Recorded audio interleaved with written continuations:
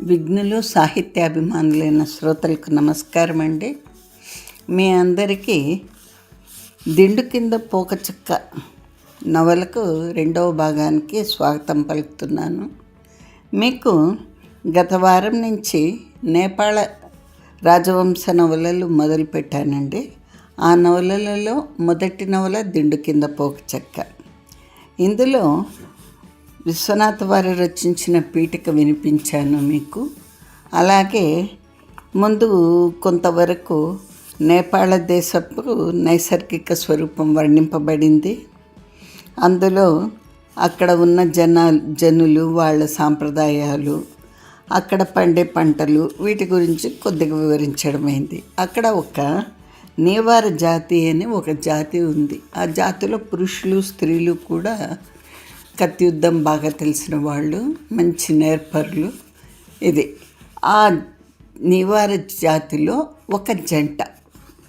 ఆ జంట నిరాలంబ, గుళుచి మగవాడు, నిరాలంబ అతని స్త్రీ.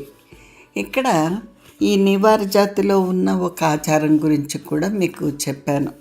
నివార జాతి స్త్రీలకు పువ్వులతో వివాహం చేస్తారు. తర్వాత ఆ పువ్వులను నదిలో వదిలేస్తారు. ఆ అమ్మాయి ఇంకా బతుకున్నంత కాలము పునిస్త్రీగానే ఉంటుంది. ఆమెకు వైధవ్యం అనేది ఉండదు. ఆమె తనకు ఇష్టం వచ్చిన మగవాడితో జత కట్టచ్చు.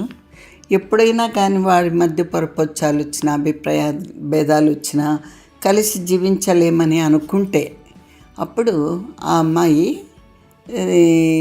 ఆ మగవాడి తలదిండు కింద పచ్చి ఒక్క పెడుతుంది, పోక చెక్క పెడుతుంది. దాన్ని చూసిన ఆ మగవాడికి అర్థమైపోతుంది ఆమెకు తన మీద వలుపు నశించిందని. అప్పుడు ఆ ఇల్లు, ఆ ఆస్తి ఆ అమ్మాయిదైతే అతడు వెళ్ళిపోవాలి. ఒకవేళ ఇల్లు, ఆస్తి ఆ మగవాడిదైపోతే ఆ అమ్మాయి వెళ్ళిపోతుంది. అది వాళ్లకు అది ఉన్న ఒప్పందం, వాళ్ళ జాతిలో ఉన్న ఒప్పందము. అది వాళ్ళ జాతిలో అందరూ పాటిస్తూ ఉన్నారు. ఈవేళ ఒక జంట అక్కడ ఉంది, నిరాలంబ. ఆ జాతిలోకెల్లా అందమైన స్త్రీ గుళుచి. అతను అందగాడే, మంచి యోధుడే. అతడు ఆమెను చాలా ప్రేమగా ప్రేమిస్తున్నాడు. అతనికి ఎటువంటి సందేహం లేకుండా ఆమెను వదిలి తాను ఉండలేడు అని అతనికి నిశ్చయం ఉంది, మనోనిశ్చయము. అతను వాదించుకున్నారు. ఆమె మాటలను బట్టి ఏం తెలుస్తోంది, ఆమెకు ఒక గురువు ఉన్నాడు. ఆ గురువు ద్వారా ఆమె ఈ శరీర సంబంధాలు ఇవన్నీ వ్యర్థము, మోక్షం కోసం ప్రయత్నించాలా అని ఆమె అనుకుంది. అనుకోవడమే కాకుండా తనకున్న ఆస్తిని కూడా ఆ గురువుకి ఏదో రాసి ఇవ్వాలని అనుకుంది. దాన్ని గుళుచి ఎగతాళి చేశాడు. మీ గురువు సర్వసంగ పరిత్యాగి కాడు, కానీ నిన్ను మాత్రం కమ్మంటున్నాడా అని. అంతటితో వదలలేదు గుళుచి. నువ్వు ఎక్కడికి పోయినా నేను నిన్ను వదలను అన్నాడు. ఈమె అనింది, మేము మోక్షం సంపాదించడం కోసం చేస్తున్నాము అంది. ఇంతవరకు గత వారం నేను చెప్పిన కథ నడిచిందండి. వాళ్ళ వాదం ఇంకా పూర్తి అయిపోలేదు. ఇప్పుడు చివరికి ఏమైంది, వారి వాదోపవాదాల సంగతి ఏమైంది, తర్వాత కథ ఎలా సాగింది, ఇంకా ఆలస్యం లేకోకుండా కథలోకి వెళ్ళిపోదామండి. ఇక్కడ ఒక కొంత కథ మీకు మళ్ళీ రిపీట్ చేస్తానండి. అహింసయ ఎక్కడ నేర్చితివి మాటను అని గుళుచి అంటే, నిరాలమ్మ నివ్వెరపోయి చూస్తోంది. ఆమె ఇలా అంది, అలాగా, నా చేయో కాలో తొలగించి నీ ఇంట్లో ఉంచదవా? నీ ఉద్దేశం నువ్వు నన్నట్లు చేసి నాతో భోగింపవలనని ఉన్నట్లున్నది. కుంటిదాంతరమింతువా? నా మాట విని ప్రేమ లేని స్త్రీ కోసం పెనుగులాట ఎందుకు? యువతను చేసుకునుము, దాని యందు సంతానం కనుము, నీకు తృప్తి ఎగును. నీ వంటి వారు అంతకంటే ఏం చేయుదురు అంతే. గుళుచి అన్నాడు కదా, మరి నీ వంటి వారు ఇంతకంటే ఏం చేయుదురు అంటే, మేము మోక్షమును సంపాదింతుము అంది నిరాలంబ. ఇక్కడితో పోయినసారి ఆపేశాను. దీనికి గుళుచి ఏమన్నాడు, వాడా నీకు మోక్షం ఇచ్చినది? ఏమి మోక్షమే? కపాల మోక్షమా అంటే పగలడం. నీ స్థితి చూసింతో నాకెట్లున్నదనగా, నిన్ను వదిలిపెట్టి వాడు నీ చేత కరిపించడి గడ్డి నిన్ను కరిపించి నీకు తల తిరిగి ముద్ద నోట్లోకి వచ్చినట్టు చేసి పశ్చాత్తప్తురాలైన నిన్ను, దిక్కులేని నిన్ను మరలా తీసుకుని వచ్చి అస్మద్దయాపాత్రురాలను చేయవలనని ఉన్నది. వాడు నీకు బాగా గడ్డి పెట్టి తిరిగి నా దగ్గర వదిలేటట్టు చేయాలని ఉంది. సరే, నువ్వు వెళ్ళిపోయించో వెళ్ళిపోమ్మ, కానీ నీకు ఒక హితంను చెప్పేదను. నా ఇంటిలోనే ఉండు. నేను నిన్ను నా స్త్రీగా భావించను, అట్లు ప్రవర్తించను. ఇదిగో వాగ్దానం చేయుచున్నాను. నేను నీ గురువును కూర్చి కనుక్కుందును. అతని పుట్టుపూర్వోత్తరములు తెలుసుకుందురు. అతని మతం ఎట్టిదో, అతడు నీకు ఇచ్చి మోక్షం ఎట్టిదో తెలుసుకుని, అతడు నిజంగా నీవనుకున్నంతటి దక్షుడే అయినచో నిన్ను వదిలిపెట్టదను. పోయి ఆ మోక్షమును సంపాదించుకొను. నేను చెప్పడి మాటలు నీకు గిట్టంచో పోయి నీ చావు నువ్వు చావు. కానీ ఇదిగో చెప్పుచున్నాను, నేను అతడితో బలవత్ విరోధము పూనినాను. అతడి మెడ నరకు వరకు నేను నిద్రపోను. అతడి పుట్టు వెంటకలేరదను. ఓ సిపిచ్చిదానా, నీ వంటి స్త్రీ సృష్టిలో ఇంతవరకు లేదు. ద్వాపరయుగము పూర్తి కాబోతోంది. ఇంకా 40-50 సంవత్సరములలో ద్వాపరం పోవును, కలి వచ్చును.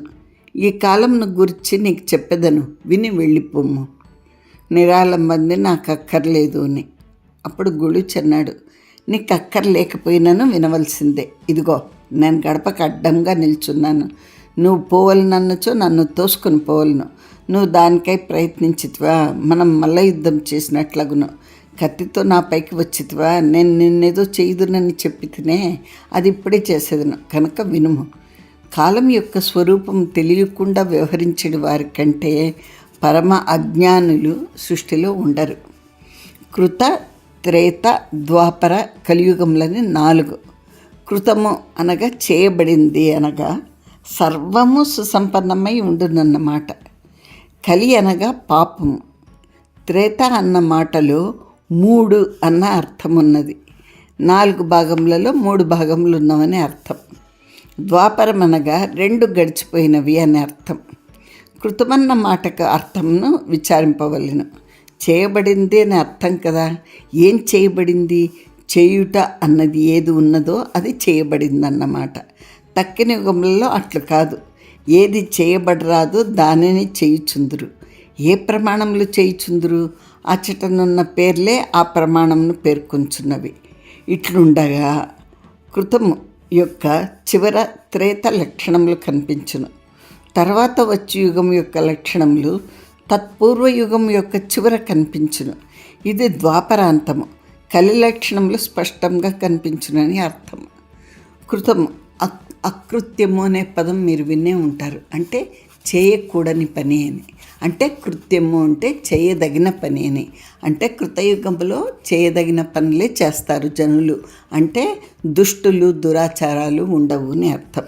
త్రేతాయుగము అంటే దానిలో 3 పాళ్ళు చేయవలసిన పనులు చేసి ఒక పని చేయకూడని పని జరుగుతుంది అని అర్థం. అదే ద్వాపరంలో అంటే 2 గడిచిపోయినాయి. అంటే 2 పాళ్ళు చేయవలసిన పనులు చేస్తున్నారు జనము, 2 పాళ్ళు చేయకూడని పనులు. అంటే న్యాయము అన్యాయము 2 సమానంగా ఉంటాయి అని అర్థం. ఈ ద్వాపరాంతంలో కలి లక్షణాలు కొన్ని కనిపిస్తుంటాయి. ఏ యుగాంతం అప్పుడైనా ఆ రాబోయే యుగపు లక్షణాలు కొన్ని కనిపిస్తూ ఉంటాయి. ఇందులో మరొకటి ఉంది. కాలం అంటే ఏమి?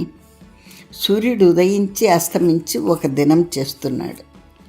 చంద్రుడు వృద్ధి పొంది క్షీణించి ఒక మాసమును చేయుచున్నాడు. అంటే ఒక నెల. ఒక దినమును తీసుకుందుము. అది జాములు, గడియలు, నిమిషములు, లిప్తలు. మొత్తం మీద సర్వదినము లిప్తల కింద విభాగింపబడవచ్చును. అనగా లిప్తయే పెరిగి పెరిగి సంవత్సరం అవుతున్నదన్నమాట.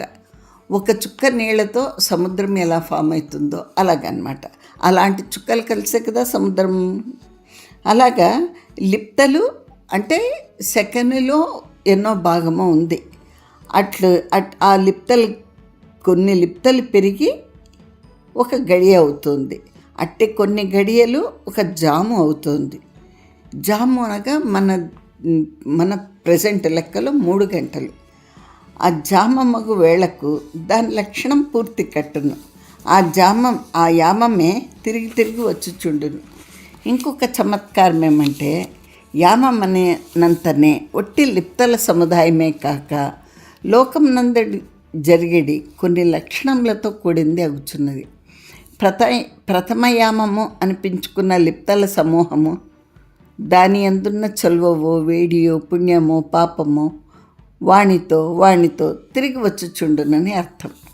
ఈ 4 యుగములు వాణిలో అవి తిరుగుచుండును, వాణి అంతటా అవి వచ్చుచుండును. కానీ ఏ యుగమునకు ప్రాధాన్యం ఉండునో ఆ యుగ లక్షణములు ఎక్కువగా కనిపించును. కృతయుగమంతయు పుణ్యకాలమైనను దానిలో కూడా త్రేత వచ్చును, ద్వాపరం వచ్చును, కలిగి వచ్చును. కృతంలో కృతమైనప్పుడు 4 పాళ్ళు ధర్మం ఉండును. కృతంలో త్రేత అయినప్పుడు 3 పాళ్ళే ధర్మం ఉండును, 1 పాలు అధర్మం ఉండును. కానీ అది ఉండి లేనట్టుండును. కృతంలో కలి తిరుగును, 4 పాళ్ళు అధర్మమే. కానీ ప్రధానమైనది కృతయుగం కనుక దానికి శక్తి ఉండదు. అట్లే కలియుగంలో కూడా కృతయుగం వచ్చును. ఆ కృతము కూడా మిక్కిలి శక్తిహీనమై ఉండును. లక్షణం చేత కృతము, శక్తి చేత కాదు. కలియు ద్వాపరము దగ్గరవి, అవి రెండును అన్నదమ్ములని చెప్పవచ్చు. అందుచేత ద్వాపరాంతము సంపూర్ణంగా కలివలే ఉండును. ఏ యుగమైనను ప్రవేశించిన తోడనే దాని లక్షణములు సంపూర్ణంగా కనిపింపవు. ఒక 5-6 వేల ఏండ్లు గడవలను. కానీ ఆ యుగము రాబోతూ వస్తున్నానని వచ్చినానని చెప్పును. కృతయుగంలో అంతయు వేదధర్మం నిండి ఉండును, అబద్ధం లేదు. కృతయుగంలో అంతయు వేదధర్మము నిండి ఉండును, అబద్ధం లేదు, అసత్యం లేదు, పాపం లేదు, కుత్సితం లేదు, పరద్రవ్యాపహరణం లేదు, పరదారాపహరణము లేదు. కొడుకు తండ్రికి ఎదురు తిరగట్లేదు, భార్య భర్తను వదిలిపోవట్లేదు. ఇలా వాళ్ళిద్దరి మధ్య ఆ సంవాదము అక్కడితో ముగిసింది. ఇక్కడ ఒక నేపాల దేశంలోని ఒక ప్రదేశం గురించి చెప్తున్నారు రచయిత. కిరాత దేశంనకు అంటే నేపాళ దేశంనకు ధనకోట రాజధాని. భారతదేశంలోని బహునగరములకు పూర్వపు పేర్లు వేరు, నేటి పేర్లు వేరు. సామాన్యంగా ఒక దేశంనకు ఒక రాజధాని నగరం ఉండును. రాజధానులు కాకపోయినను ప్రాముఖ్యం చేత అట్టి నగరంలో మరి 4-5 ఉండును. ఇప్పుడు మనకు భారతదేశంలో నిజానికి రాజధాని అంటే ఢిల్లీ. కానీ ప్రముఖమైన నగరాలు ముంబాయి, చెన్నై, కల్కత్తా ఇవన్నీ ఉన్నాయి కదా, అలాగనమాట. ఆ నగరంలో స్థితి విచిత్రంగా ఉండదు. అన్ని విధముల రాజధానికి ఉన్నంత ప్రాముఖ్యత దానికి ఉన్నది. రాజధాని మాత్రం కాదు. అక్కడున్న అధికారులు, వర్తకులు, విద్యావంతులు రాజధానిలో ఉండేడు వారెంత ప్రతిభావంతులు అంత ప్రతిభావంతులు. కానీ వీరికి ఆ ప్రాధాన్యం ఉండదు. వీరి ప్రాధాన్యం లేకపోవట వాచ్యంగా ఉండదు, గుణత కనిపించుతూనే ఉండును. ఇట్టి స్థలములు రాజద్రోహమునకు ఉనికి పట్టులు. ప్రశస్తి చేత రాజధాని అంతది, రాజాధికారి ప్రభావం చేత కొంత తక్కువది. రాజధానిలో ఒక అల్లరి జరుగును, అది వెంటనే పట్టుబడును. ఈ పట్టణములలో అట్టి అల్లరియే జరుగును, ఇది పట్టుబడుట కాలం పట్టును. ఇక్కడున్న అధికారులు రాజధానికి వార్త పెట్టవలను. రాజ్యాంగ యంత్రము మిక్కిలి నెమ్మదిగా నడుచును. రాజపురుషులు తామే రాజులు మనుకుందురు. వారు కాళ్ళు కదుపు వేళకు కొన్ని మహాపదలు జరగవచ్చును. ఒక రామరాజ్యం, తర్వాత ధర్మరాజు యొక్క రాజ్యం. ఆ రాజ్యములలో అధికారులు నిత్య వ్యగ్రులై ఉందురు.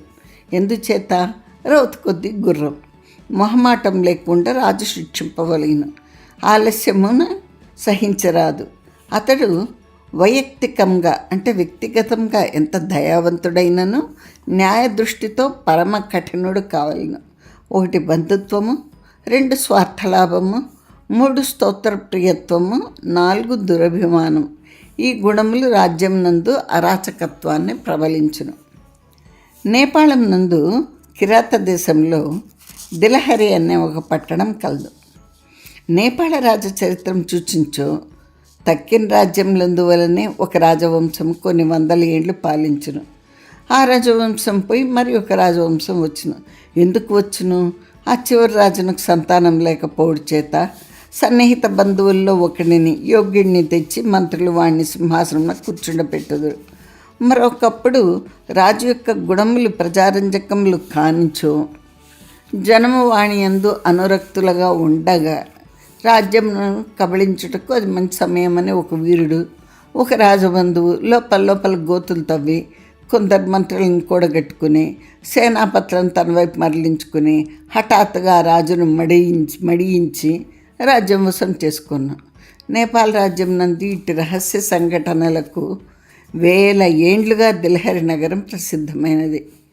తెలివిగల రాజు రాజ్యంనకు వచ్చినంతనే తొలుత చేయదగింది దిల్హరి నగరంను నిర్మూలం చేయుట, దాని అందలి రాజద్రోహ శక్తులను నాశనం చేయుట. ఒక రాజు పూర్వపరాజును మడియించి తాను రాజ్యంనకు వచ్చును. వాడట్లు వచ్చుటకు దిల్హరి నగరం మిక్కిలి సహాయపడిను. వాడు ఆ నగరంను నిర్మూలించటకు కానీ అచ్చటి ఆ శక్తులను నిర్మూలించటకు కానీ సమర్థుడు కాడు. వాని బలమంతయు ఆ శక్తుల మీద ఆధారపడి ఉన్నది. తన బలమును తాను చేర్చుకొనునా ఆదిలో సమర్థుడు కాదు. కాలం గడుచుసరికి వార్ను రాజు ఒకటై అన్యోన్యాశ్రయులై ఏం చేయుటకును చాలదు. ఆ నగరం నందలి గొప్ప అధికారులు, గొప్ప ధనవంతులు రాజధాని అందలి ధనవంతుల వలె అధికారుల వలె ప్రతిభా వ్యుత్పత్తులు కలవారైనను వీరి దృష్టి ఎప్పుడునూ మంచిని నాశనం చేయుటకు చెడ్డదానిని ప్రోత్సహించుటకు అభిముఖంగా ఉండును. ఇది దిల్హరి నగరం యొక్క అప్రతిష్ట. దిల్హరి నగరంను సూచించో రాజధాని ఎప్పుడు భయపడుచుండును. అది రాజధాని అంతటి నగరం. రాజధాని యందు 1,50,000 జనమున్నచో అంత జనము ఇచ్చట్ను కలరు. రాజధాని సైన్యము దిల్హరి నగరం నందు కూడా కలదు. ఎంత సైన్యమైనను పెద్ద పండుగలు, ఉత్సవములు, మత విషయకములైన ఉపన్యాసములు, సంగీత సాహిత్యముల ప్రాచుర్యములు మొదలైన వాని సభలు జరిగినప్పుడు సైనికాధికారులు, నగరంలోని ధనవంతులు, సైనికేతర ఉద్యోగులు కలుసుకుంటూ జరుగును. విందులు జరుగును, రాకపోకలు జరుగును. వారి కుటుంబములకు వీరి కుటుంబములకు సన్నిహితత్వం ఉండును. ఒక సేనాపతి భార్య ఒక ధనవంతుని భార్యకు స్నేహితురాలు. మరి ఒక సేనాపతి భార్యను చూసి మరి ఒక సైనికేతర ఉద్యోగి భార్య ముచ్చటపడుచుండును. వారి పిల్లలకు వీరి పిల్లలకు స్నేహం కుదురును. సంఘంలో ఎన్ని విధములైన సంయోగములు ఉండును. ఒక ధనవంతుడు రాజద్రోహి, అతన్ని బంధింపవలనని సేనాపతికి ఆజ్ఞాపత్రం వచ్చింది. ఆ ధనవంతుని భార్యయు సేనాపతి భార్యయు స్నేహితురాండ్రు. ఆ సేనాపతి ఏం చేయను? రహస్యంగా ఆ ధనవంతునికి వార్త పెట్టును, నువ్వు నగరం నుండి పారిపోమని. వాడు పారిపోవును, లేదా ఎక్కడనో అణిగిమణిగి ఉండును. బంధించుటెట్లు? వాడు బంధితుడైనచో ఒకటి, అణిగిమణిగి ఉన్నచో ఒకటి. బంధితుడైనచో వాని వ్యవసాయము కట్టబడును. వాని కింద పనిచేయు రాజద్రోహి సంఘము చుక్కాని లేని పడవాగును.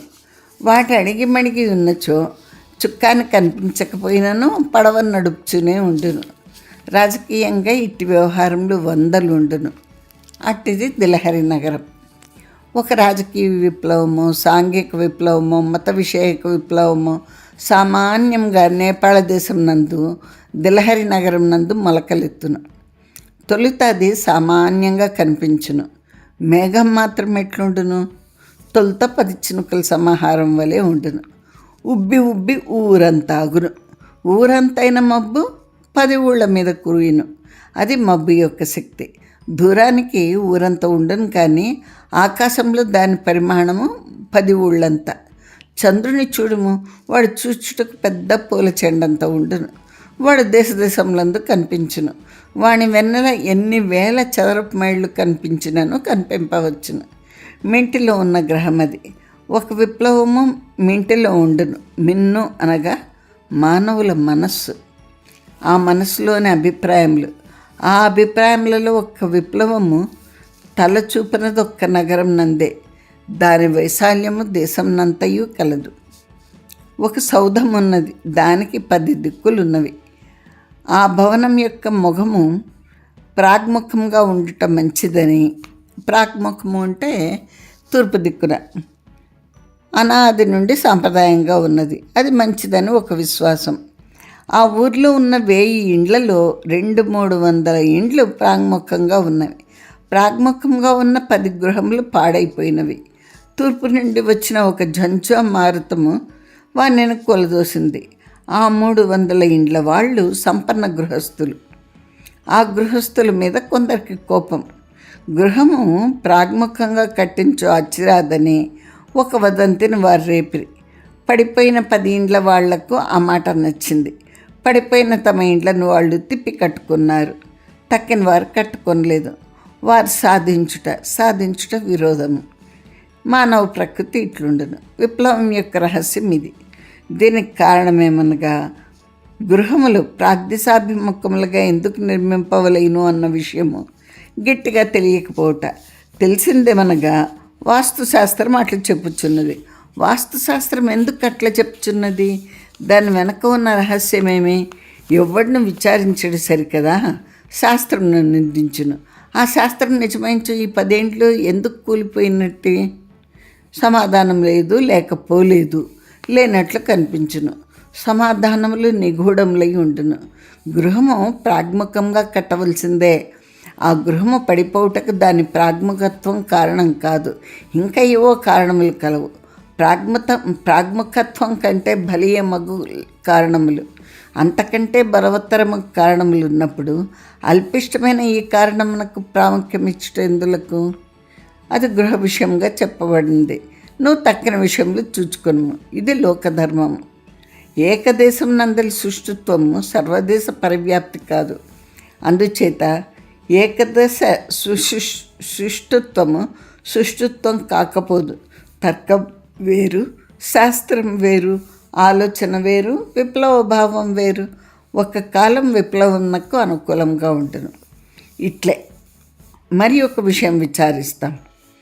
భార్యాభర్తలు ఉన్నారు. భార్య భర్తకు అణిగి ఉంది. కొన్ని కోట్ల సంవత్సరంలో అణిగి ఉంది, కొన్ని లక్షల సంవత్సరంలో అణిగి ఉంది.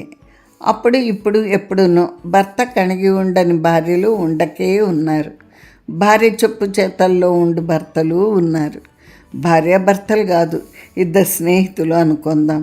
ఇద్దరు సమానమైన గౌరవ ప్రపత్తులతో ఉందరు. ఒకప్పుడు వీడధికారం చేయను, ఒకప్పుడు వాడధికారం చేయను. ఇద్దరు స్నేహితులే. ఇద్దరి మధ్య ఎప్పుడునూ ఒక్కడే అధికారం చేయుచుండు. ఇట్లే భార్యాభర్తలను. ఒక విప్లవవాది స్త్రీల యందు ఈ భావములను మొలకెత్తించును. ఎవడో ఈ భావమును విత్తును. ఆ దినంలో ఆ విత్తనములు పెరుగుటకు యోగ్యమైనవి కాదు. వాడు పరిహాస భాజండగును. మరి ఒకప్పుడు అదే భావము పూరిపాక చూరునకు నిప్పు ముట్టించినట్టు పాకిపోవును. అంతయు అంటుకొను, సంసారంలో దగ్ధములగును. అప్పుడు కూడా కొందరు భర్తలు ఈ భావమునకు అనుకూలరించో సంసారంలో బాగానే సాగును. ఇట్టి భావములకు అనుకూలుడు కాని భర్త ఉన్న చోట వ్యవహారం చెడిపోవును, సంసారం విచ్ఛిత్తి పొందును. మరి ఒకప్పుడు ఇంకొకటి జరుగును. ఇట్టి భావముల చేత ప్రేరేపితులైన స్త్రీలను పురుషులను కలిసి ఈ భావనకు వ్యతిరేక అభిప్రాయములు గల స్త్రీల మీద దండెత్తి అల్లరి చేసి వారిని లజ్జపరపవచ్చును. ఇది సాంఘికమైన వ్యవహారం.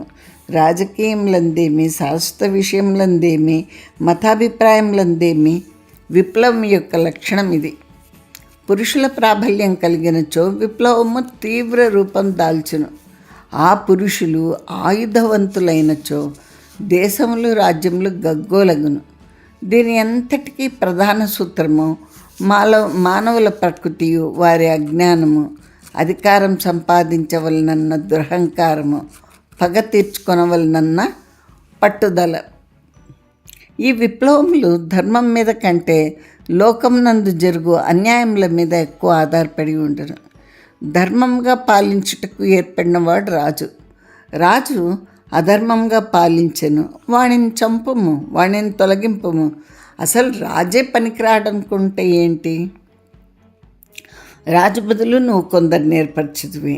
అప్పుడు పూర్వం రాజును వారి అధికారులను చేసేటి దుర్మార్గముల కంటే ఈ ప్రజాప్రతినిధులు చేసేటి దుర్మార్గములు 10 రెట్లు ఎక్కువగా ఉండను. ఒక న్యాయ సూత్రము, ఒక ధర్మసూత్రము, ఒక రాజ్యాంగ సూత్రము తొలుత అకల్మష భావంతోనే సృష్టింపబడింది. వాణిని ఆచరణలోకి పెట్టు జనము దుర్వ్యాపారులై, స్వార్థపరులై, క్రోధవంతులై ఆ సూత్రములలోని స్వచ్ఛత్వమును పాడు చేయుదురు. అందుచేత ఏ సూత్రమైనను తొలినాటి స్వచ్ఛత్వమును క్రమక్రమంగా మాయించుకొనును. ఇప్పుడు ఇదే భావము మతాలకు కూడా వర్తిస్తుంది. ఈ మతములు తొలుత ప్రారంభించినప్పుడు స్వచ్ఛంగానే ఉంటాయి, మంచి ఉద్దేశంతోనే ప్రారంభింపబడతాయి. కానీ అందులో చేరిన కొంతమంది, ఆ మతానికి చెందిన జనము, వారిలో దుష్టభావనలు మొదలయ్యి వాళ్ళు దీనిని స్వార్థపరులయ్యి వాటి స్వచ్ఛత్వాన్ని పాడు చేస్తారు. వాటికి లేనిపోని వివరణలు ఇచ్చి ఆ సూత్రాలను పాడు చేసి ఆ మతాలను అతఃపాతాళానికి తీసుకొని పోతారు. ఇది కాలంలో ఉన్న లక్షణం. ప్రాతకాలము స్వచ్ఛంగా ఉండును, మధ్యాహ్నము మండిపోవును, సాయంకాలము ధూళి దూసరమగును. అట్లే కృతయుగమునందు ధర్మము ఫలక్షంగా ఉండును, అంచరెక్కల వలె ఉండును, హంసరెక్కల వలె ఉండును. త్రేతాయుగమునందు కొంత దుమ్ము పడును, ద్వాపరమున దాని స్వచ్ఛత్వము సగానికి సగం చెడిపోవును. కలిలో ఈ పక్షి తెల్లందా నల్లందా అనిపించును.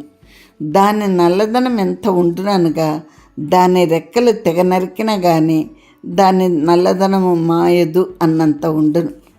ఇది 4 యుగముల లక్షణములు. ఈ లక్షణములు యుగములందే కాదు, యుగైక దేశములందు కూడా ఇట్లే ఉండును. ఏ యుగమునందైనను మరియు కలియుగమునందు 100 ఏండ్ల కాలం తీసుకుని విచారింపము. ఒక దేశం నందు జరిగిన పరిస్థితుల గురించి విచారించము. 10 ఏండ్లకు 10 ఏండ్లకు భావములు మారుచూనే ఉండును. ఒకప్పుడు సారస్వతములకు ప్రతిష్ట, 10 ఏండ్లు మారినంతనే సాంఘిక విషయములకు ప్రాధాన్యము, మరి 10 ఏండ్లు సాగినంతనే రాజకీయ విషయములకు ప్రాముఖ్యము. అంతేకాదు, ఒక్క సారస్వత విషయమే తీసుకుందాం. 4-10 ఏండ్లలో సారస్వతాభిప్రాయములు 4 విధములుగా మారును. అట్లే మతాభిప్రాయములను, అట్లే అన్నీను. దీని పేరు కాలము. ఈ కాలమునకు దిలహరి నగరం వంటి నగరములు క్రీడాస్థలములు, జన్మస్థానములు. ఈ దిలహరి నగరంలో ఏ మూల ఏం జరుగుతున్నదో ఎవరికీ ఏమీ తెలియదు. ఆ నగరంలందు రాజభటులు ఉందురు, వారికి అదుపాజ్ఞలు ఉండవు. వారు జారులతో, చోరులతో, జూదగాండ్రతో కలిసి స్నేహంగా ఉందరు. జూదగాండ్రకు వారికి ప్రధానముగా చెలిమి. ధనవంతులు ఉండేది పేట వేరు, పేదవారు ఉండేది పేట వేరు. పేదవారు ఉండేది పేటలోని వినోదములకు పరిమితి లేదు. ఆ వినోదములు ఇట్లుండును అని చెప్పుటకు వీల్లేదు. ఎవడో చిన్న డమరు వంటిది వాయించుచుండును, దానికి అనుగుణంగా ఒకతే నృత్యం చేయుచుండును. ఆ స్త్రీ ఇంచుమించు నగ్న. చుట్టూను చేరిన జనమందరూ ఈలలో అసభ్య కేకలు వేయిచుందురు. ధనం వారికి కురిచుండును. ధనము అనగా స్వల్పములైన నాణెములు. కొందరు వేషం వేయుదురు. ఎంత వికారంగా ఉండినా అంత వినోదం. ఒకడు చిరుతపులి వేషం వేయును, ఒకడు భల్లూక వేషం వేయును అనగా వాని తలలు వాని తోకలు తగిలించుకొని పక్కన జనం తప్పెటలు మోగించుచుండగా గంతులు వేయుదురు. ఇతర గ్రామములలో, పల్లెల్లో ఇటు వ్యవహారములు పండుగలకు పబ్బములకు జరుగుచుండును. దిలహరి నగరంలో 2-3 పేటల్లో ఇవి నిత్య వినోదములు. అచ్చట కొన్ని గృహములు ఉండును. అవి ద్యూత గృహములు. ద్యూత గృహములనగా ఆ గృహస్వాములు జూదగాండ్రు. అది అందరికీ తెలియను. అంటే ఆ కాలం నాటి క్లబ్బులు అనొచ్చు. కానీ అది ఒక రహస్యం. విచారణకు వచ్చించో ఎవరు ఎరుగుము అందరు, కానీ అందరూ ఎరుగుదురు. రాజభట్టులకు అచ్చట దినబత్తెములు, నెలబత్తెములు. అచ్చట జరిగేటి ఘోరములకు అవధి లేదు. దూరపు టూళ్ళ నుండి జనము జూదమాట కూతురు, ధనము తెచ్చుకుందరు. ఆ ధనం ఇచ్చట కోల్పోదురు. వారేమి చేయుదురు? ఆ పేట దిలహరి నగరం యొక్క చివర. ఆ పేటను ఆనుకొని సప్తగండకీలో ఒక నది ప్రవహించుచుండును. వాడు ఆ నదిలో ప్రాణములు తీసుకొనును. అభియోగము లేదు, విచారణ లేదు, మరియు చెప్పరాని ఘోరములు జరుగుచుండును. ఏ దేశం నందైనా, ఏ కాలం నందైనా ఇట్లే ఉండునేమో. ఇప్పుడు విదేశాల్లో క్యాసినోలు అవి ఉంటాయంటారు కదా, ఇలాగే అనుకుంటా. రాజధాని నగరములు వేరు, పల్లెటూళ్ళు వేరు, నడిమి నగరముల లక్షణములు వేరు. ఈ నడిమి నగరములలో కొన్ని సందులలో ఏం జరిగినా జరగవచ్చు. ఈ స్థలములలో ఇట్టి పాపకృత్యములే కాక పుణ్యపు పనుల వంటివి కూడా జరుగుచుండు. వీరందరూ జూదమాడుదురు, సురాపానం చేయుదురు. కొందరు స్త్రీలను పరమ నీచమైన వృత్తుల యందు ప్రవేశపెట్టుదురు. వారికి లజ్జ అన్నది ఉండదు. అందులో కొంత విద్య, కొంత నేర్పు, కొంత ప్రశంస. వారికి కీర్తి అన్నది ఉండునేమో తెలియదు. ఇట్లుండగా వారిలో కొంత భక్తి, కొంత దైవారాధన, కొంత దానము, కొంత యోగము విచిత్రంగా కలిసి ఉండును. ఒకడు జూదమాడి మోసం చేసి ఎటివాని ధనంను అపహరించును. అపహరింపబడ్డ ధనం కలవాడు గుండె చెరువైపోయి గండకిలో పడి చచ్చును. ఈ ధనం అపహరించిన వాడు దారి వెంట పువ్వు గుడ్డివాండ్రకు కుంటివాండ్రకు ఇచ్చును. దేవాలయం కట్టుటకు ధనము దానం చేయును. ఒక యోగి కూర్చుండి అభ్యాసం చేయుచుండగా వాని వద్ద ఒక బంగారు నాణెమును పెట్టిపోవును. ఇంకొకడు భగవంతుని గూర్చి, ధర్మమును గూర్చి, న్యాయమును గూర్చి ఉపన్యాసం చేయుచుండగా పోయి కూర్చుండును. అతడికి తగినంత ధనం ఇచ్చును. ఈ వైపున ఎన్ని పాపకార్యములు చేయును, ఆ వైపున అన్ని పుణ్యకార్యములు చేయును.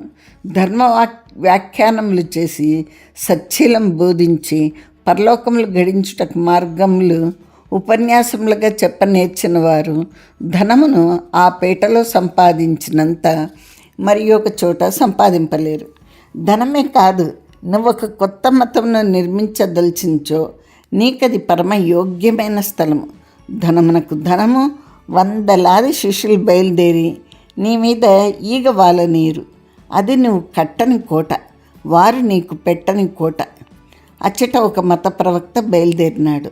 అతడు ఎచ్చటి నుండి వచ్చానో ఎప్పుడు వచ్చానో కూడా ఎవరికీ తెలీదు. అతడు సన్యాసి అనటకు వీల్లేదు. దండక్క మండలాలు లేవు. ముండితమైన సరస్సు కాదు, అంటే గుండు కాదు. తల పెరిగి ఉన్నది, జడలు కట్టలేదు. నిత్య తైల సంస్కారం చేత జుట్టు తుమ్మెద రెక్కల వలె నిగనిగలాడుచుండెను. ముడి వేయడు.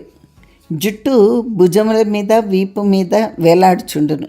ఆ వేలాడుచున్న వెంట్రుకలు ఘమఘమలాడుచుండును. అతడు పరిమళ తైలములు తప్ప వాడడు. అతడు చీనా దేశం నుండి నేపాళ దేశంనకు సమృద్ధిగా పట్టుబట్టలు వచ్చును, వాటినే ధరించును. వానికి కావిరంగును కొంచెంగా వేయును. అతడు నేపాళ దేశస్థుడు కాదు. నేపాళ దేశస్థులు కొంచెం పొట్టివారు. ఇతడు పొడుగరి, ఆజానుబాహుడు, దృఢ శరీరి. అతడు నిచ్చెలు పావుకోళ్ల మీద నడుచును. మొగమున పూర్వము తిలకం పెట్టేవాడు కాదు, ఇప్పుడు పెట్టుకొను. తిలకం లేంచో అతడు ఉపన్యాసములకు జనము వచ్చేటివారు కారు. ఈ రహస్యమును తెలిసి అతడు ఇప్పుడు తిలకమును ధరించుచుండెను. అతడిని చూచించో అతడు మత ప్రవక్త అని కానీ ఆధ్యాత్మిక విద్యా ప్రవచనం చేయువాడని కానీ ఎవ్వరూ అనుకొనరు అనగా కొత్తవారెవ్వరూ అలా తలచరు అని అర్థం. కొత్తవారి ప్రశస్తి ఏమి? సుమారు ఒక 10,000 జనమునకు అతడు సమారాధనీయుడైన. ఈ పేటలు గౌరవము కలవారు సామాన్యంగా వచ్చేటి పేటలు కావు. కానీ అచ్చటచ్చట ఈ పేటల్లో కూడా ధనవంతులు ఉన్నారు. ధనముతో మర్యాద పెరుగును, శుభ్రములైన అలవాట్లు పెరుగును, ఒక మర్యాద పెరుగును. అట్టివారును కలరు. పట్టణంలలో ఇతర స్థలములలో ఎందున్న ధనవంతులతో, మర్యాదస్తులతో వీరికి బంధుత్వములు కలవు. ఒక ధనవంతుడు తన కుమార్తెను మరి ఒక ధనవంతుని కొడుకునకు ఇచ్చును. 190 పాళ్ళు వాని ధనమును చూచును కానీ వాని ఆశయ పౌరుషేయంలో చూడడు. తొలుత కొన్నాళ్ళు నగరంలోని ధనవంతులు ఈ పేటలోని ధనవంతులతో సంబంధములు చేసేవారు కారు. క్రమక్రమంగా అది అలవాటైంది. ఎందుకు చేసేవారు కారణంగా ఈ పేటలలోని ధనవంతుల కుమారులు చుట్టుపట్ల ఉన్న పరిస్థితుల చేత ఆగమ్మ కాకలగుచుండ్రి, ధూర్తులగుచుండ్రి, కిరాతక కృత్యములు చేయుచుండ్రి. అది తొల్లిటి మాట. ఇప్పుడు అంతయు కలిసిపోయింది. ఇతరములైన పేటల్లోని ధనవంతుల సంసారములతో నానాటి ధనవంతుల సంసారములకు బంధుత్వములు పరిచయములు పలిచినవి వారును వచ్చుచుందురు పోచుందురు. ఇచ్చటి హరికథలకు ఇచ్చటి నాటకములకు ఇచ్చటి ఉపన్యాసములకు ఇచ్చటి భజనలకు ఇతరములైన పేటల్లోని ధనవంతుల భార్యలు వారి సంసారములకు కూడా వచ్చుచుండెను. అంచేత ఈ మత ప్రవక్తకు మర్యాద హెచ్చింది, అతడి రాబడి హెచ్చింది, అతడి పలుకుబడి హెచ్చింది. అతడు ఆజానుబాహు ఒకట వలన సుసంస్కృత దీర్ఘ శిరోజములు కలవాడొకట వలన పరిశుద్ధమైన పీతాంబరధారి ఒకట వలన అతన్ని సమీపించుట వెగటుగా లేదు. అన్నిటికన్నా అతడి నవ్వు జగన్మోహనంగా ఉండును. పురుషులే దానికి మోహపడుచుందురు, స్త్రీలు మోహపడటంలో ఆశ్చర్యం లేదు కదా. కానీ అతడికి ఒక ప్రతిష్ట వ్యాపించెను. అతడు అస్ఖలిత బ్రహ్మచారి అని, పరమయోగ్యుడని, మహాయోగి అని. అతడు అర్ధరాత్రంన వియన్ మార్గంన అంటే ఆకాశ మార్గంన వారణాసి క్షేత్రంనకు పోయి అచ్చట కుంకులిడి తెల్లవారక ముందే వచ్చినట. అంతటి యోగి. ఇట్టి ప్రథలు అతని గురించి 4-5 కలవు. ఎవరినో చూసిన వారు లేరు, కానీ అతడి శిష్యులు అవి చెప్పుతుంటారు. అతనికి ఎందరో నివసించుటకు సౌధములు ఇత్తమన్నారు. అతడు స్వీకరించలేదు. తాను ఒక చిన్న పూరిపాకలో నివసించుచుండును. అతని శిష్యులు మాత్రం పక్కలుందన్న భవనంలో ఎందుందురు. ఆ చుట్టుపట్ల స్త్రీ సంచారం పనికిరాదు. అతని కుటీరం నందు అతడొక్కడే ఉండును. కుటీరము పరిశుభ్రంగా ఉండును. తుంగచాపలు, పులితోలు, లేడి చర్మములు మాత్రము చక్కగా పరచబడి ఉండదు. కావివన్న వేయను గనక లేత తామ్రల వలె ఉంచును అని చెప్పవచ్చు. అతడు నెలల తరబడి భోజనం చేయడని ప్రతీతి. అతడి పేరు ఎవరికీ తెలియదు. గురువుగారు అన్నది ప్రసిద్ధ గల మాట. అతడు పక్కనున్న సౌధమునందు పెద్ద సావడిలో రాత్రులందు బోధ చేయును. దానికి జనము గుంపులు గుంపులుగా వత్తురు. అతడి కంఠస్వనము మేఘ గంభీరమనవలను. అతడు ఉపన్యాస కాలము పరిమితంగా ఉండును. అతడు స్త్రీలను దగ్గరకు రానీయుడు. వారేదైనా కానుకలు ఏదల్చించో అతడి పాద సమీపం నందుంచి వెడలిపోలేను. అతడు ఆ కానుకలను చేతిలో తాకడు. అట్లా ఇవ్వబడిన కొన్ని కానుకలు శిష్యుల చేత అతడు పేదవాండకిప్పించుట పలుమంది చూచి అతడి ప్రతిష్ట ఇబ్బడి ముబ్బడి అయ్యను. అతడికి 4 శిష్యులు కలరు. ఆ 4 ఒకడు పరమ ప్రియ శిష్యుడు. అతడి పేరు భరద్వాజుడు. గురువు యొక్క రహస్యములన్నీ అతడికి తెలియను. ఈ 4 శిష్యులు ఒక భవనం నందు ఉందరు. ఆ భవనము ఒక పెద్ద జూదగాడిది. ఆ జూదగాడు గొప్ప ధనవంతుడు. అతడు ఆర్జించిన ధనమంతయు జూదం మీదనే ఆర్జించను. ధనవంతుడు అయిన తర్వాత ఒక పెద్ద వర్తకుడు అతనికి తన కుమార్తెనిచ్చెను. అతడు జూదం ఆడించును. ఆ పేటలో 10 చోట్ల 10 ద్యూత గృహములు కలవు. ఇతడి పక్షమున ద్యూత విద్యా నిపుణులు ప్రతి స్థలం నందు 4-5 ఉందురు. వారు సంపాదింతురు. అందులో ఇతడికి ప్రధాన భాగం నెత్తురు. ఆ రీతిగా ఇతని సంపాదన లక్షలకు పెరిగింది. అతడి పేరు రామఠుడు. రామఠుని పేరు మంత్రం వంటిది. ఈ పని రామఠుడు చేయమన్నాడు అనగా చేయకుండాటకు ఎవరికి గుండెలాడవు. అతని చేతిలో 100 మంది దుర్జనులున్నారు, కటారికాండ్రున్నారు. రేపు పొద్దుటికి ఒకడు కనిపించరాదు అనగా ఒకడు కనిపించడు. ఈ రామఠుడు తన ఈ భవనమునకు గురువుగారి శిష్యులకు ఇచ్చివేశాను. సంపూర్ణంగా ఇచ్చాను. గురువుగారు వచ్చి 1 ఏడాది పైన అయింది. రామఠుడు తన భవనంను గురువుగారికి రాసిస్తున్నాను భరద్వాజుని చేత కబురు పెట్టగా గురువుగారు తనకు ఆ ఆస్తి అక్కర్లేదని నిరాకరించను. అంతటి కఠోరుడైన రామఠుడు గురువుగారి ఈ నిర్లిప్తతకు ముగ్ధుడైపోయిన. ఆ సౌధమున భరద్వాజుని పేరు చెల్లుబడి చేయుదును అనను. భరద్వాజుడు ఇట్లా నేను అయ్యా నా కిందనే ఉన్నది కదా, దానికి వేరే ప్రమాణం ఎందులకు, సాక్షులు ఎందులకు? మీరు దాన్ని మాకు ఇచ్చినను ఇకపోయినను గురువులకు మీ యందు అనుగ్రహం సంపూర్ణంగా ఉండును అనను. గురువుగారికి భవనం ఇత్తునన్న నాటి నుండి రామఠుని రాబడి 2 రెట్లయ్యను. ఇత్తును అనగానే ఇచ్చించు ఎట్లగును? క్రమంగా ఏమయ్యననగా అర్ధరాత్రములందు గురువుగారి హితోపదేశంలో వింటకు వచ్చేటి వారిలో స్త్రీల సంఖ్య ఎక్కువైంది. ఆ స్త్రీలు ధనవంతుల భార్యలు, ఉద్యోగస్తుల భార్యలు, సేనాపతుల భార్యలు, సేనానుల భార్యలు అందరూ భూషణములు ధరించి వెలగల చీరలు దాల్చి బండ్ల మీద ఒత్తురు. గురువుగారు కానుకలు పుచ్చుకొనడని అందరికీ తెలియను, కానీ అందరూ తచ్చరణపీఠమున కానుకలుంచిపోదురు. గురువుగారు ఉపన్యసించును. అంతమంది స్త్రీలలో ఎవరి వంక చూచినట్లుండరు. ఆ స్త్రీలలో కొందరు భరద్వాజుని తక్కిన శిష్యులను ఆశ్రయింతురు. వారి కోరికలు చిత్ర విచిత్రంగా ఉండును. వారిచ్చిన కానుక గురువుగారు చేతితో తాకినట్లు చేయించమని. గురువుగారు పరధ్యానంగా ఉండగా తాము వారి పాదస్పర్శ చేయుదుమని, భరద్వాజుడు చూచి చూడనట్లు ఉండవలెనని, అన్నిటికంటే గురువుగారిని వారి కుటీరం నందు దర్శించినట్లు చేయించమని భరద్వాజుడు ససేమిరా అనును. కొందరు శిష్యురాండ్రు తక్కిన వారందరూ విడలిపోగా మిగిలిపోదురు. ఆ మిగిలిన వారి కోరికలకు చెల్లుబాటు కలుగునని కొందరు చెప్పుకొందురు. ధనవంతుల భార్యల్లో కూడా కొందరికి సొంత ఆస్తులుండును. కొందరు అధిక స్వతంత్రులుందరు. 2-3 వివేకవతులు సమంజసమైన ఊహ చేసిరి. గురువుగారు పీతాంబరములను ధరించును, లేత కావ్యవన్నె కలవి. తొలుత వారు తాదృశం లేని వస్త్రములను తెచ్చి కానుకలిచ్చిరి. అవి నిరాకరింపబడలేదు. మరి ఒకరితొక రహస్యంగా గురువుగారు ఉపయోగించి పరిమళ తైలమును గ్రహించి అట్టి తైలమును బుడ్డిలో పోసి దాని పేరు చెప్పి భరద్వాజునికి ఇచ్చెను. అదియూ స్వీకరింపబడెను. ఒకనొక పరమ వివేకవతి ఒక పేదరాల్ని, స్వామి తన కుటీరమును తానే శుభ్రం చేసుకున్నాను కాబోలు, నువ్వు పోయి ఊడ్చిపెట్టమని పంపెను. ఆ పేదరాలు మిక్కిలి పెద్దది. దాన్ని చూచి స్త్రీ అనుకున్నటకు కూడా వీలు లేదు. కామం కలిగించునన్న లక్షణమునకు దానికి సహస్ర యోజనముల మేర.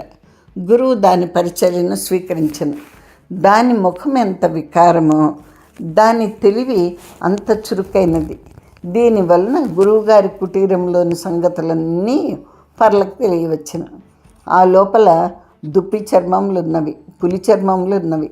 ధవళగిరి అన్న హిమాలయ పర్వతం మీద శిఖరం కెలను మాత్రమే గోచరించు ఒక విధమైన గడ్డితో చేయబడిన చాపలున్నవి. గుడ్డలు వేసుకుంటకు చిలక కోయల వరే దుప్పి కొమ్ములున్నవి. అన్నిటికంటే ఆశ్చర్యమేమనగా ఖడ్గమృగం యొక్క ముట్టె మీద కొమ్ము మట్టి గోడలో అతుకబడి దానికి గురువుగారి అంగీ ఒకటి తగిలింపబడి ఉంది. స్వామి అంగీ ధరించునన్నమాట. మరియు గురువుగారి కుటీరంలో 2-3 పాత్రలు ఉన్నవి. ఆ పాత్రలు అలభ్యములు. ఆ పాత్రలు వేణితో చేయబడినవో తెలియదు. ఆ వస్తువు రాయియా మరేదైనా పదార్థమా? అది ఇది అని తెలుసుకుంటే ఇట్లు దాన్ని రహస్యంగా దొంగిలించవలను. నిజంగా దొంగిలించుట కాదు, వెలికి తీసుకుని వచ్చి రహస్యంగా ఎవరికైనా చూపించి దాని స్వరూపం తెలుసుకున్న తర్వాత మళ్ళా రహస్యంగా అచ్చట పెట్టవలను. రహస్యమే. వీని చేత స్వామి యొక్క ఇష్టాయిష్టములు తెలిసెను. ఆయనకు సామాన్యములైన కానుకలు పనికిరావని తెలిసెను. అపూర్వములైన వస్తువులు కావలేను. అంచేత సామాన్యురాలైన స్త్రీలు అతని సంపూర్ణ అనుగ్రహం పొందలేరు. మహాధనవంతుల భార్యలు చేయవలేను. సొంత ఆస్తి గల స్త్రీలు చేయవలేను. దుర్ఘటములైన కార్యములు చేయగలిగిన స్త్రీలు వారి అనుగ్రహంను సంపాదింపవలేను. ఈ రహస్యం తెలిసిపోయింది.